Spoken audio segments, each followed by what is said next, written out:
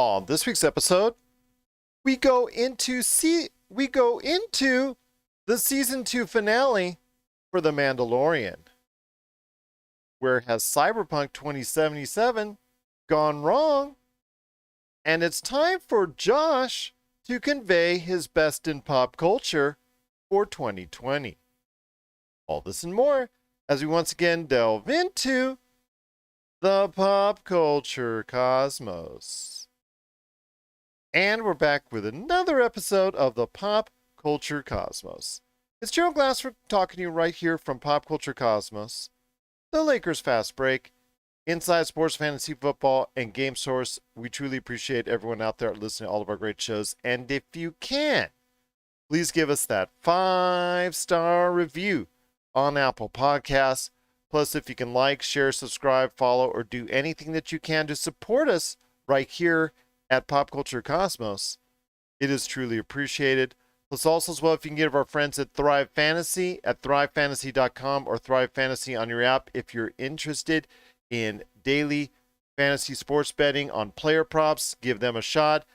With your first deposit of $20 or more, they will match it dollar for dollar up to $50 with this code LFB. That's LFB in the code right there for you. They'll match it dollar for dollar up to $50 right there for you if you're interested in Major League Baseball when it comes around. The NBA, which starts this week. Hello, all you basketball fans out there. The NFL, which is currently in week 15 as we talk right now. Also as well, you've got the PGA and esports. If you're interested in any of those and you want to go ahead and be part of Thrive Fantasy today, just check out thrivefantasy.com to make sure of eligibility, to make sure of your eligibility, to make sure you've got everything going on there. Plus, also as well, you can go ahead and download the apps today on the App Store and also as well the Google Play Store as well. But it wouldn't be a Pop Culture Cosmos without my good friend. It's our own Mary Joshmas for Pop Culture Cosmos. You got to go ahead and check out what he's doing today at popculturecosmos.com. His great book, Congratulations, You Suck, which you can get today at Barnes & Noble and Amazon. In fact, you can still send out there the love out there of this great book. You can go ahead and send it on also those e-readers like Kindle and the Nook. Plus also as well his great shows, Topicocalypse and the Super BS Gamescast. It is my good friend indeed. It is Josh Peterson. What's up, Josh? Hey, just ready, man. It was the last few days before Christmas. I've been seeing a lot of went to Walmart yesterday. Pretty crazy out there. All the shoppers doing their thing. Do you ever like notice when you go out to the store around this time that there's a lot of people who aren't just buying things that their kids want. They waited so long they have to buy things that are just there. Have you ever noticed that? Yes. At this point in time, it's so late in the game, you are lucky to get anything close to what that person wants. Yeah, it's crazy. Like you even go into somewhere like Walgreens, and it's just packed with people just looking to get anything they can get their hands on. It's amazing. And then the rush is there. Even in the middle of a pandemic, still people, I'm going to go ahead and brave it. Please, everybody out there, be safe. Make sure you go ahead and mask up. Make sure you protect yourself and your family. If you have to go out shopping in the next few days just before Christmas, please just beware, be smart, and also be safe out there. And have, of course, a happy holiday season. But Josh, you're right on that. A lot of last minute shopping because it's almost too late to go ahead unless you're doing next day shopping, next day travel, next day air. You're going to go ahead and probably go ahead to the malls for the last minute shopping deals. So please, everyone, be safe out there indeed. But it is going to be a great pop culture cosmos we got going on for you. Yes, of course. We're going to be talking the Mandalorian season finale. Season 2 had its big finale with a lot of reveals, a lot of interesting things to talk about. It is a lot of spoilers, but I'll tell you what, we're not going to put it until the back end of the show. I've got a couple great guests on. Dom and Chris Ardieri from Inside Sports Fantasy Football and Domination Sports Nation. They will be on the show on the back half to talk Mandalorian because Josh has not quite gotten there yet. But I will also share some final thoughts on the Mandalorian Season 2 finale on the back end of the show. Plus, we're going to be talking about today Cyberpunk 2077, where it went wrong, because there's more news in relation to this debacle that is known as Cyberpunk 2077. And also, as well, it's time to start breaking down some of the best of 2020. And we're going to do that today in a little bit different fashion because Josh is here. He's going to pick anything that he wants from the realm of pop culture. So today is the best for Josh in pop culture for 2020. But first, my friend, all right, we're going to do this, my friend. We're going to get into it with Cyberpunk 2077. I know it's a touchy subject, my friend, but the latest news on it is that even the hot fixes that have come out recently for Cyberpunk 2077 have not fixed the problem in its entirety. And there's a lot of great concern, so much of a great concern about the bugs and the issues going on there with the regular consoles at this point in time, is what I'll call them, the PlayStation 4 and Xbox One. There's such a sheer issue of bugs, glitches, errors, and things of that nature that are infuriating gamers out there, to the point where both companies, Microsoft and Sony, have clear policies in regards to refunds for just this specific game that's over and beyond what they would normally do for any other game. And in fact, while it's a crucial, just crushing blow, they've decided to go ahead and PlayStation and remove, I don't know for how long, I don't know if it's permanent, but remove Cyberpunk 2077 from the PlayStation Store. So you can no longer get it in a digital format. That has got to be a big blow to CD Projekt Red. I know there's a lot of finger pointing right now. How could they let this get out there? It's not necessarily the Xbox Series or the PlayStation 5 that they're having issues, rest assured, but it's not to the extent where the PlayStation 4 and Xbox One are having, where there's several frame rate issues, glitches, errors, to the point where the game is truly unplayable. So I want to hear your thoughts, Josh, on this big debacle. I know you're going to be mentioning it again a little bit later on, but I wanted to go ahead and hear your thoughts on Cyberpunk 2077 and the massive failure right now for CD Projekt Red. You know, I've been thinking about this a lot. I've been chatting up Brank from Super BS about it. And it's weird because this is one of those games where like it clearly was not ready to be launched, and or at least across as many platforms as I think it's on, like, so you have PlayStation 4, Stadia, PlayStation or Xbox One, Xbox Series X, PlayStation 5, and then were there a PC? There's like 7 or 8 formats that they had to develop. Dear Lord, for. if they put that thing on Nintendo Switch right now, oh my gosh, it might blow up your Nintendo Switch. Yeah, right. So it's hard to know if it was what's causing this error. Is it the investors? Because I saw that they have their stock numbers were really high and it plummeted after the release of Cyberpunk 2077. So was there a commitment to the investors that pushed it out before it was ready? Was it the fact that they had to develop for so many consoles? Because you look at it with Halo Infinite, right? They were suffering from that same issue, having to, or that's what the rumors were. They were having to the fact that they had to develop for 2 different consoles, two different era of or generations of consoles was causing issue. Or is it just the fact that these are things that these were oversights? You know, it's hard to really know for sure, but this is well on its way to becoming the next Mass Effect Andromeda. And while the reviews have been mostly positive for PlayStation 5 and Xbox Series X, it's still got a ton of glitches. And I keep seeing pictures of it online. I'm getting pictures sent to me from friends who are playing on the Series X and PS5, and you have the pixelated faces. You have some people with no faces. There's a lot of things going on here that it's going to require a whole lot of patches. So I mean, again, like, is this going to become the Andromeda, the next Andromeda? Assassin's Creed Unity, I think, correct? That was the one that Assassin's had Creed the Unity also had a no bunch faces. of on launch. Yep. And it's hard to know because, like, with patches, the dangerous thing is they put patches out, and those patches might very well reveal another problem that they didn't know existed. So with Cyberpunk, it sounds like they're going to need a lot of patches to be put out. So it could be very well be late into 2021 or early 2022 where we actually get a game that's playable. And that seems to become more the norm these days, where a game is unfinished when it's released of a major value.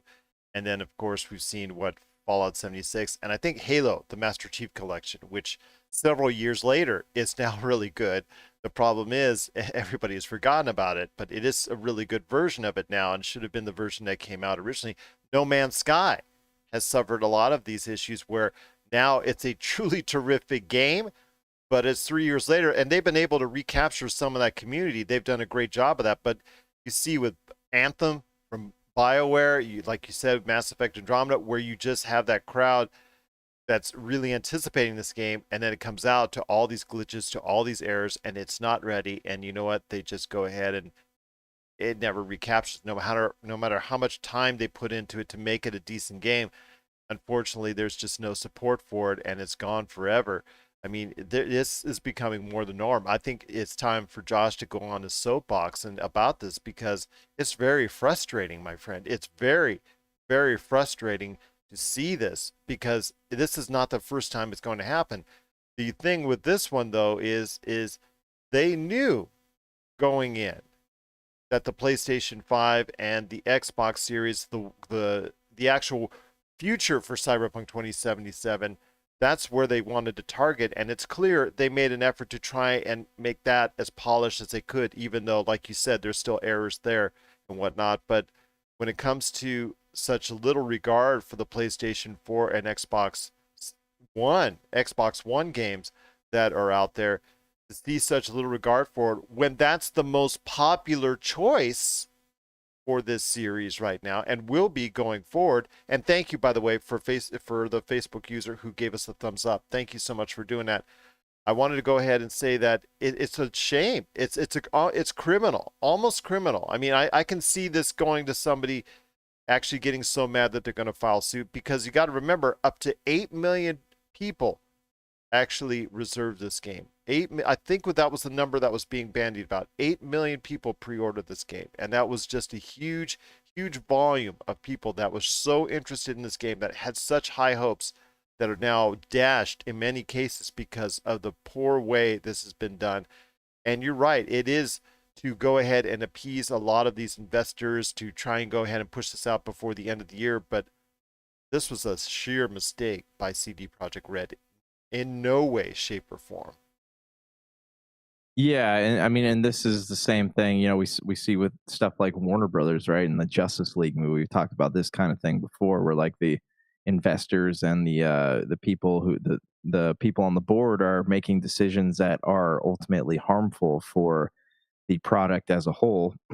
And I don't know how, because this is a lot to keep track of. 7 or 8 different versions of this game that they have to go through and patch all of them. So I mean, this is going to be it's going to be a long time before this game resembles what it was promised coming out. And I hope that this doesn't tarnish the reputation of CD Projekt Red when it comes to future entries in like the Witcher franchise. But it's very sad that this is what happened, and I'm curious if this is if this is going to cost them financially to have this, have to issue refunds, or they're gonna, like you said, they're gonna possibly face some lawsuits. It's gonna be interesting to see the way that this all plays out, because they have yet to make any comment outside the fact that they promised to get it back on the PlayStation Store as soon as possible. So I don't know what's going on. But yesterday, like, I had some gift cards that I wanted to go spend, and I had the option of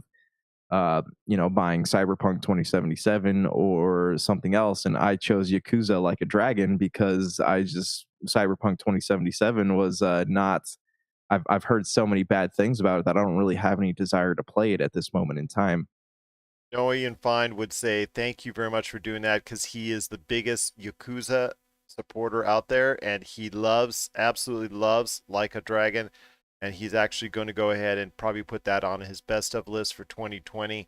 I know he would be very pleased for that. I do want to give a big shout out again to Lion Brunet and also as well Abigail Goodman for giving us a thumbs up on Facebook. We truly appreciate it. But yes, there is an extreme problem where these studios just think they can just throw it out there in any type of form and think they can get away with it. But the problem is, with a heavily anticipated game like this, There are over 100 million PlayStation 4 owners, and there are over, what, 30, 40, possibly even 50 Xbox Ones out there. I mean, that's a lot of systems. That's a lot of machines out there that wanted to download or could download that game. That's the actual crowd and the individuals you want to cater to the most. You don't want to cater to the PlayStation 5 and Xbox Series right now. You can develop that going forward.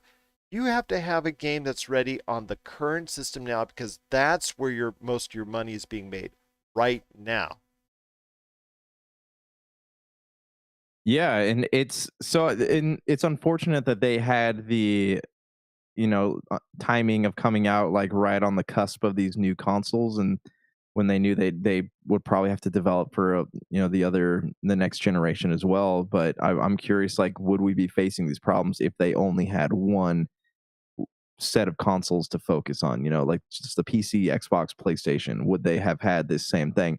And I'm wondering if a lot of other developers are watching this process go down and, kind of taking notes on what not to do. For example, like, don't get over involved, don't overcommit yourself. Like, if I'm going to make something and I can make it look fantastic on PlayStation, I don't need to make it on Xbox, PlayStation, or not PlayStation, but Xbox and Stadia and PC and all those others. I need to focus on just where I know that I'm going to make a beautiful product.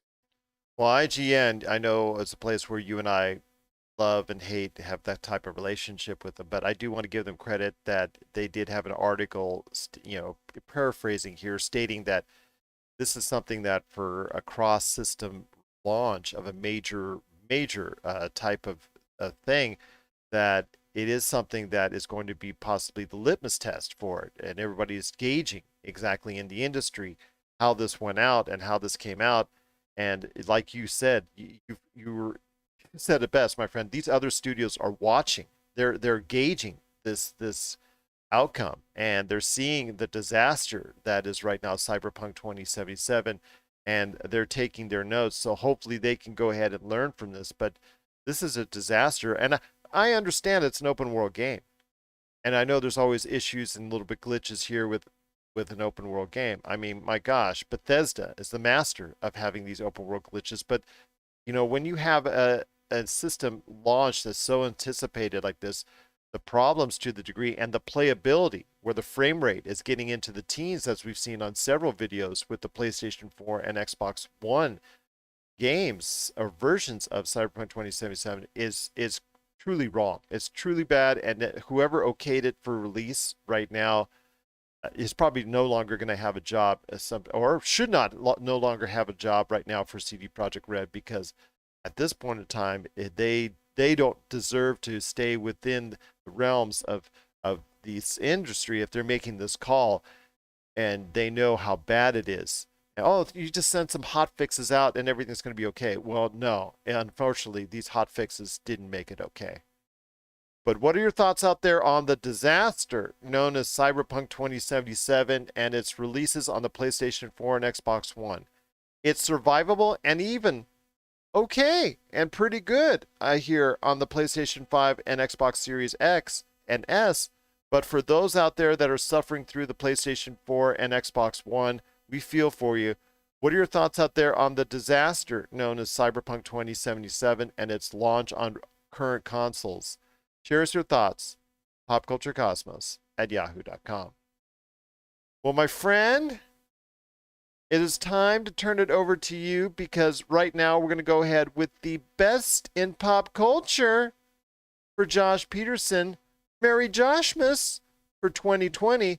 So I want to hear your thoughts, man, on what has moved you in 2020 when it comes to pop culture, because I know that 2020 has been a very difficult year for everyone out there, but I think that pop culture has been one of the ways we've been able to get through this, and our devotion and love for pop culture.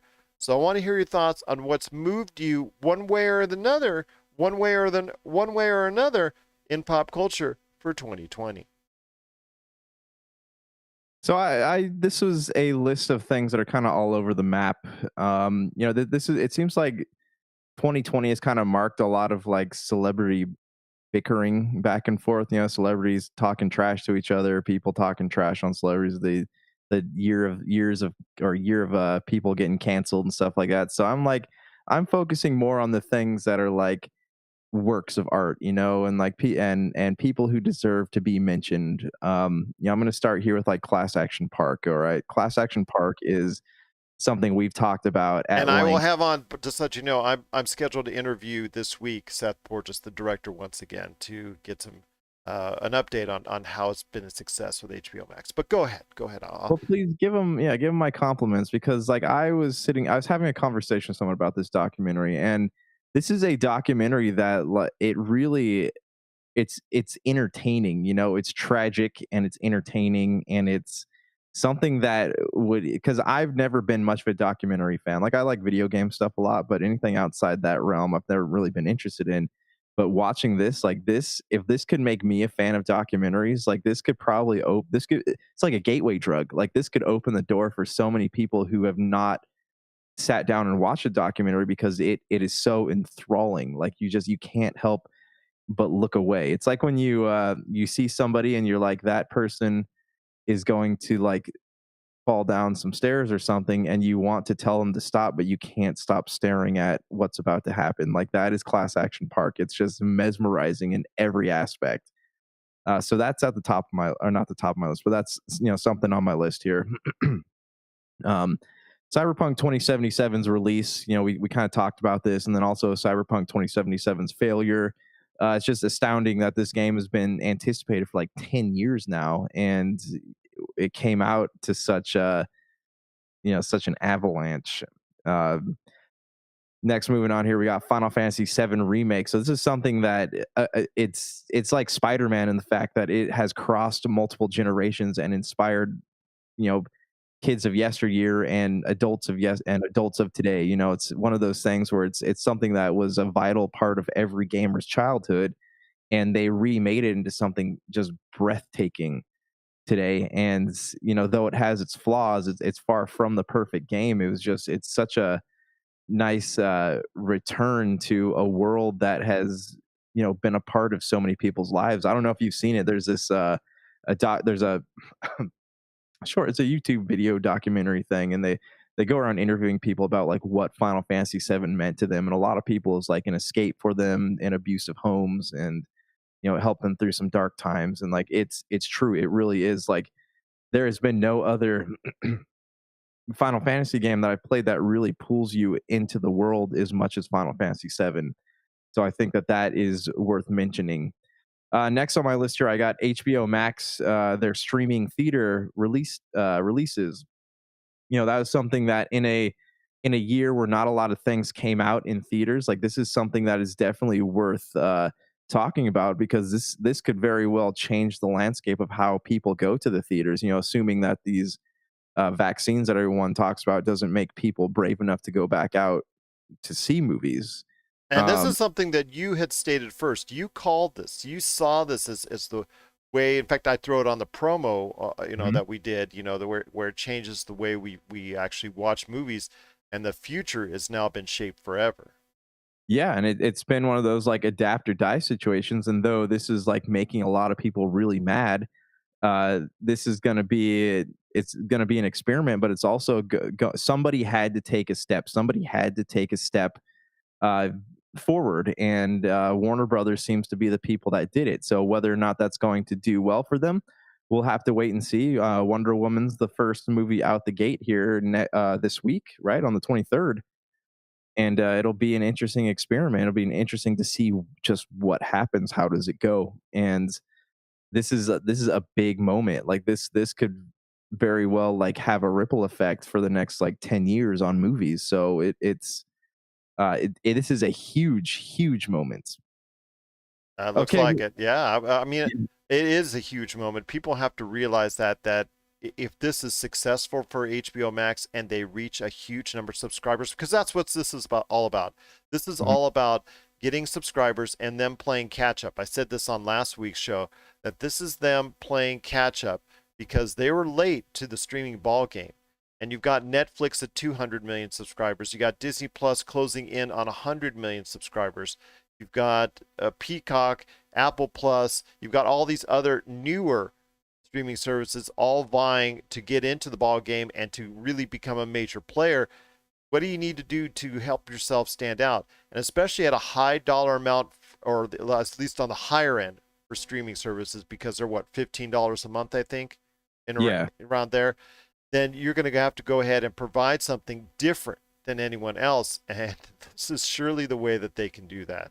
Yeah, I mean, and not just for streaming services, but this could be the nail in the coffin for movie theaters, because though Warner Brothers is offering the chance to watch it in theaters, and it's only going to be on HBO Max for 30 days, this could very well, like, people will be like, oh, maybe I just don't need to go to the movie theaters anymore. Because if this is successful, even when people do feel comfortable going outside again, it's going to be one of those things where, like, hey, I can watch this movie from my house. Why do I want to go stand in line?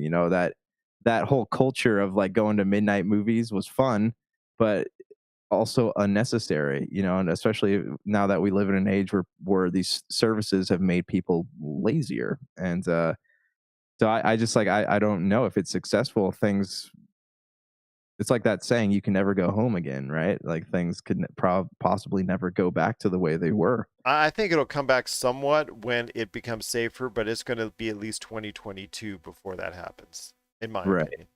Yeah. No, I completely agree. And it's funny that this could also like have a ripple effect through the home theater industry, right? People are going to start buying bigger TVs and sound systems and all that. So it'll be interesting to see what people's living rooms look like come 2022. Well, I'll tell you what, I had Tenet blazing last night on the audio system, so it was really nice listening on the surround set. That movie, all I'll say is this: whether or not it's a great movie, bad movie, awesome movie, movie that stinks, I'm not going to say right now, but I will say that the sound and the music is definitely worth your time. So if you do have a home audio system that deserves it, it's going to go ahead and make it worth its while, because it is just an awesome sounding movie, and I'll just leave it at that. Yeah, I mean, Chris Nolan's always been good at doing stuff like that. Even in Dunkirk, right? You could hear that he does a great job of sound editing, because he makes the sound like it's traveling across the theater. Oh yeah, And and the especially when score you is hear like just amazing here. yeah, and his like gunplay scenes are just the sound from those is fantastic. Because you actually like look behind you, like, what was that? Okay, moving on here, we have the console releases. This is like allegedly the biggest console release that these companies have ever had, and it's the biggest console release that no one's ever been able to, that people still can't seem to get a hold of. This is the scalping market here is like worse than it's ever been for any other console release. And I think that's, like, we talked about this a lot, probably due to like COVID and all these internet companies popping up, the resale companies. But stores are finally starting to get some of these back in stock, so you can pick them up if you pay attention to what's in the news, what's in the weekly ads. But this has been it's been a weird console release, because you have these consoles. PlayStation has their exclusives, but Xbox is like geared up to take the next gen competition, but they have nothing to play on them.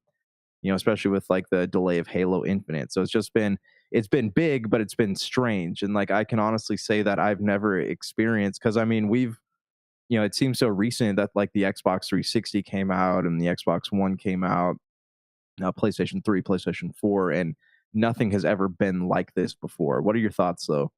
It's was supposed to be the biggest launch ever for the video game industry, and in many ways it has, obviously because of the demand, the sheer demand for both systems. PlayStation 5 a little bit more so than the Xbox Series, but both you can't find.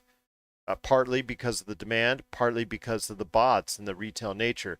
And of course, we've seen and heard the mass, I guess, selling on eBay that there has been taking place, where people are having to pay hundreds and hundreds of dollars over what the original value is. And there's been a problem there. And like you said, because of COVID and certain factors, because they couldn't get as many out as they wanted to on both ends for PlayStation and Xbox, I'm just telling people to wait. At this point in time, wait until the market matures a little bit, wait until it softens up, wait until there's a little bit less demand and there's a little bit better supply. It's not worth spending $1,000 or more on it. Just please go ahead and be satisfied with your PlayStation 4 and Xbox One now, because at some point in time the games will catch up. There's not enough games, original exclusive games on either system right now to justify the purchase enough to go ahead and say, you know what, you got to go ahead and get it right now. Yeah, and that's where I kind of feel silly is that like I got so obsessed, so wrapped up in this, like I have to have one. And after I kept saying like I don't think I'm gonna need one until next year sometime, but yeah, I'm just like sitting here playing it, and I'm like, even with Assassin's Creed, like there have been so many issues with this console, like the instant play doesn't work. I'll be playing games, I'll get kicked out of them about 5 minutes in.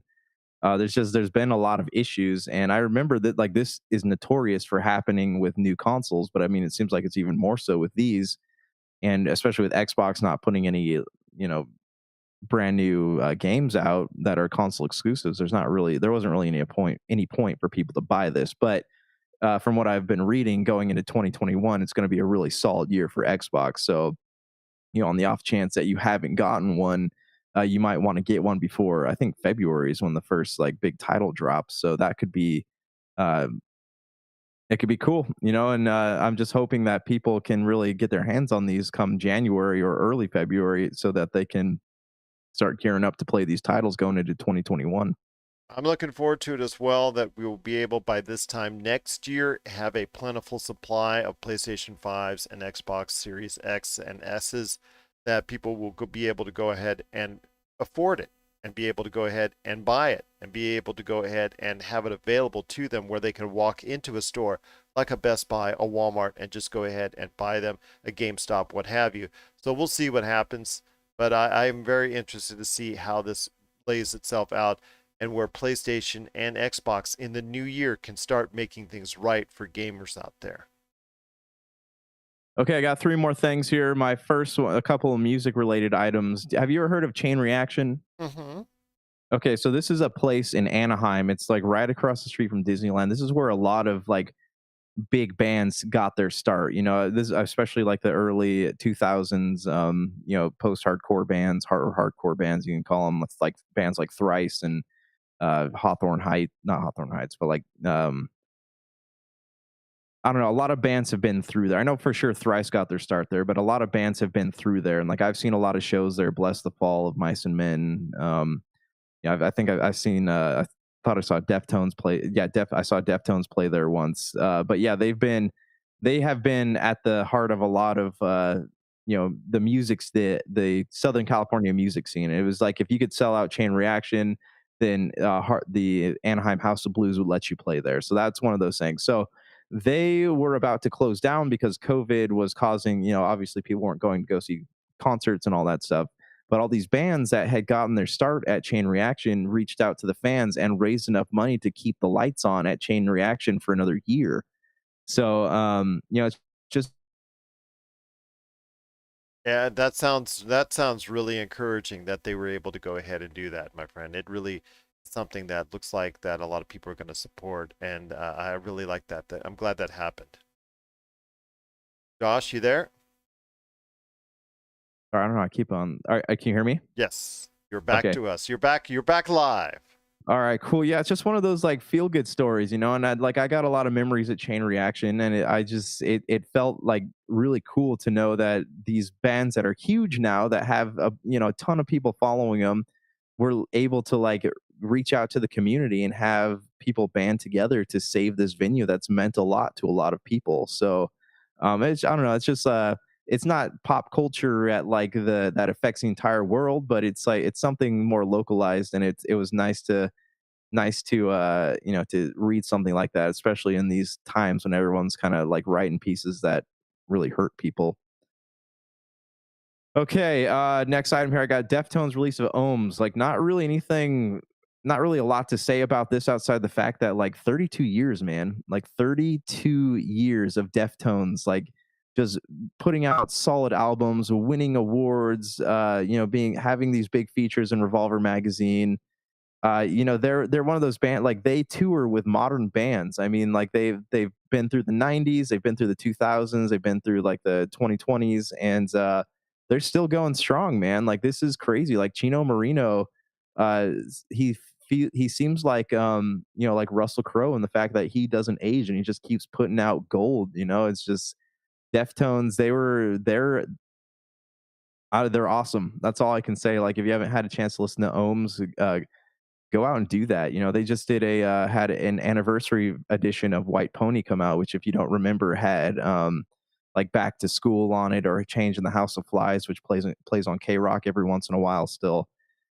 So yeah, check that out. I mean, I gotta give props to them, man. I mean, when a lot of this and a lot of people, there hasn't been a lot of like big music to hit in 2020 because of coronavirus, and like these guys did it. These guys are amazing.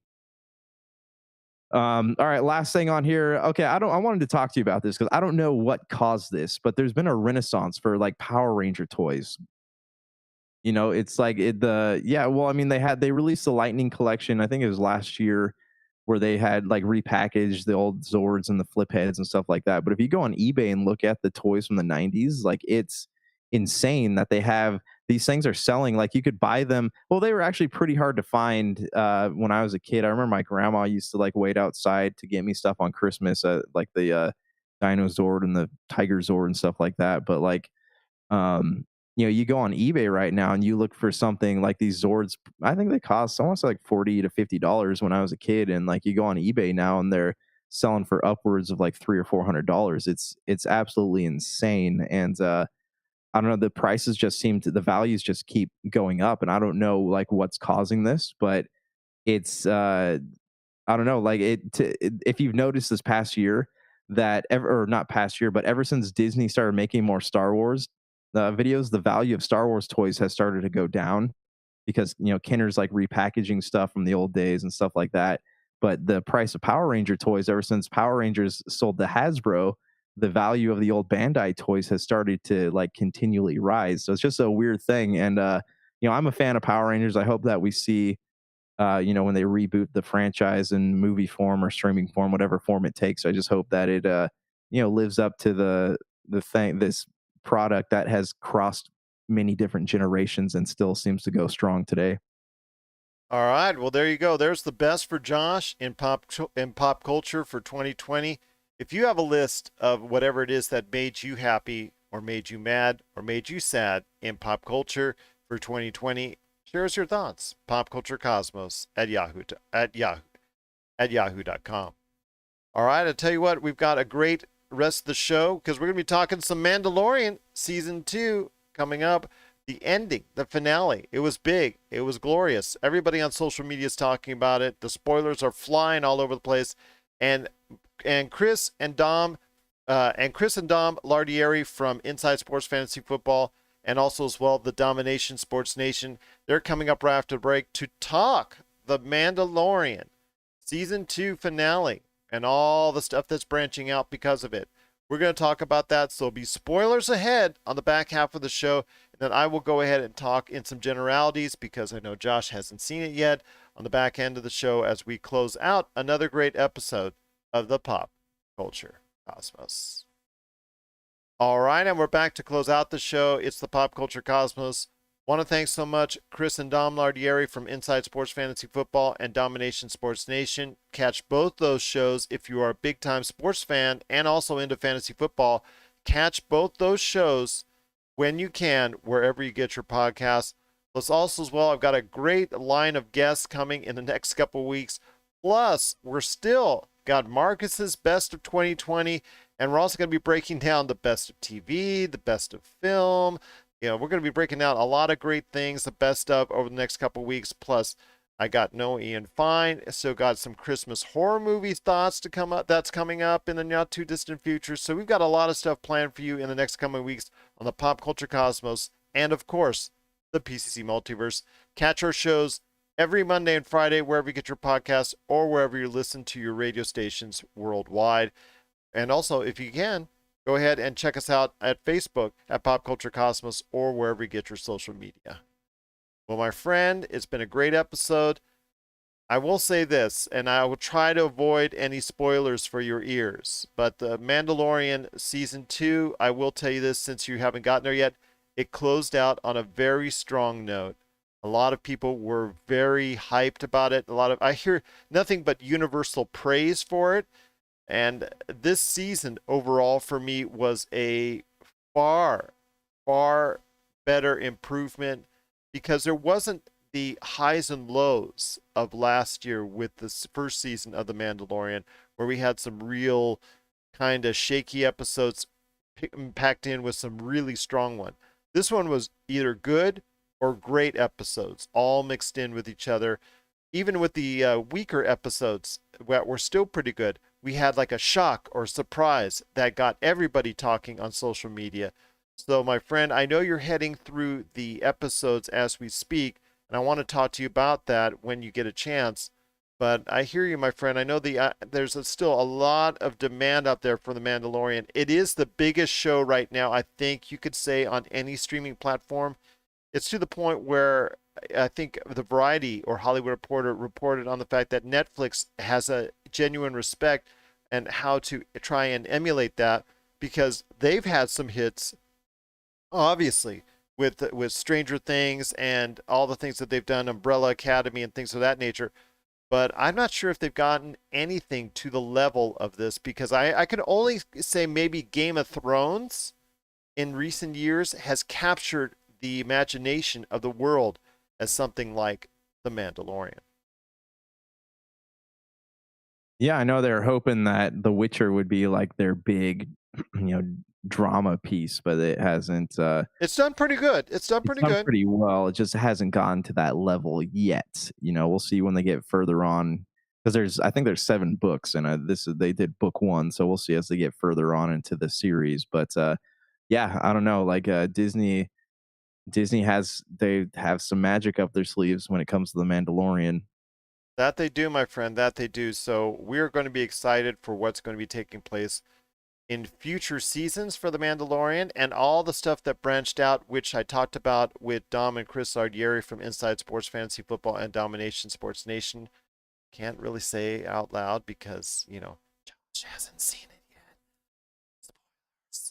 So I want to go ahead and say I am very excited for what's to come. It's been a very good season for The Mandalorian, and I'm looking forward to the future. And I'm just excited for what's to come for The Mandalorian. Again, if we want to hear your thoughts on The Mandalorian Season 2, how it ended up, we want to share your thoughts on it on the air. So if you want to go ahead, or at least just tell us on a personal aside, please let us know. Popculturecosmos@yahoo.com. We are truly excited for the future for The Mandalorian based on how it ended this season. So we're excited. Disney Plus is now going strong. A lot of people are talking about it. It's captured the imagination in this time of pandemic. So we truly want to hear your thoughts on The Mandalorian Season 2, popculturecosmos@yahoo.com. Well, it's been a great episode, my friend. I cannot thank enough Dom and Chris Ardieri for stopping by. I know we've got a lot of great interviews coming up in the not too distant future, but there's so much to talk about. But this will be the last opportunity you and I speak on the air before Christmas itself. So I wanted to go ahead and also to you listeners and viewers out there express my hope that you have a safe and happy and safe and merry Christmas and a happy holiday season. For everyone who celebrates something else or everybody who celebrates Christmas, just wanted to go ahead and wish you well in the next few days, next few weeks. I wanted to go ahead and hear your final thoughts on the holiday season. And what are you going to be watching this holiday season? It's going to be curious because you know me, I'm going to slap on Elf. I'm going to slap on Die Hard. I may slap on Christmas Vacation or some goofy movie like that. And of course, Die Hard, which is the best Christmas movie of all time. But I want to hear your thoughts on what you're doing this holiday season. I plan on playing video games because I don't really get the chance to do that much during the non-holiday days. I have already watched Christmas Vacation twice. I will not be watching Elf because I don't really like that movie very much. I already watched The Santa Claus, and other than that, I got a lot of streaming shows that I got to catch up on. So I'm gonna try to knock out as much as I can before I got to go back to work. But again, there's just so much these days; it's hard to really know where to stop or where to start or really even where to stop, you know? Also, want to make mention that I will be watching, along with a lot of other people on HBO Max. There's going to be Wonder Woman 1984, so that's something we have to check out. Also, Chad Boseman's final performance and Ma Rainey's, Chadwick Boseman's final performance. I want to go ahead and check that out because that movie that's there, that I'll tell you what, right now, that movie is getting a lot of praise. So if you can, please, Ma Rainey's Black Bottom. It's available on Netflix, I believe. And I'm going to go be checking out that during the course of the week because I've got my top 10 movies and things of that nature that we have to go ahead and talk about on next week's show. So we're going to go ahead and, or the PCC Multiverse. So we're going to go ahead and I'm going to go ahead and check that out. Plus also Soul, Disney Soul on Pixar Soul on Disney Plus. I also want to check that out as well. But there's so many things to go ahead and catch up on during the holiday season. Basketball season has started, and the Lakers fast break is going strong this week. So we're going to be doing a lot of that. It's going to be a busy Christmas for us. It never ends, man. It never ends. But I'm glad you're going to be going ahead and spending some time with your video game console and giving it the type of Christmas love only it deserves. Yes, sir. Yes, sir. No, I feel I don't know, excited, I guess, to get to like just veg because that doesn't really happen much for me. So hopefully it's good, you know.